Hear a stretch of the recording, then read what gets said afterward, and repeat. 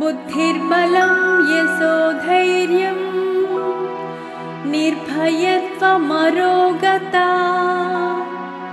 अजाड्यं वाक्पटुत्वं च हनुमत्स्मरणात् भवेत्।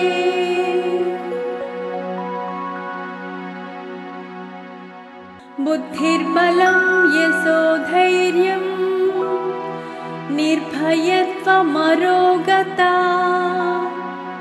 अजाड्यं वाक्पटुत्वं च हनुमत्स्मरणात् भवेत्।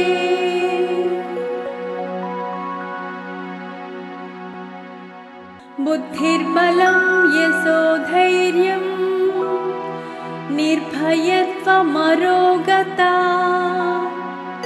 अजाड्यं वाक्पटुत्वं च हनुमत्स्मरणात् भवेत्।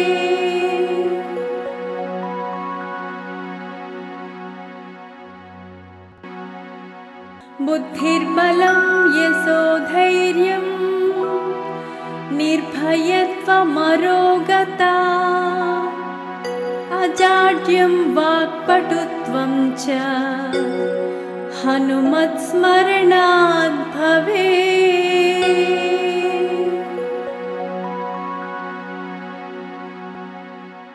बुद्धिर्बलं यशोधैर्यं निर्भयत्वमरोगता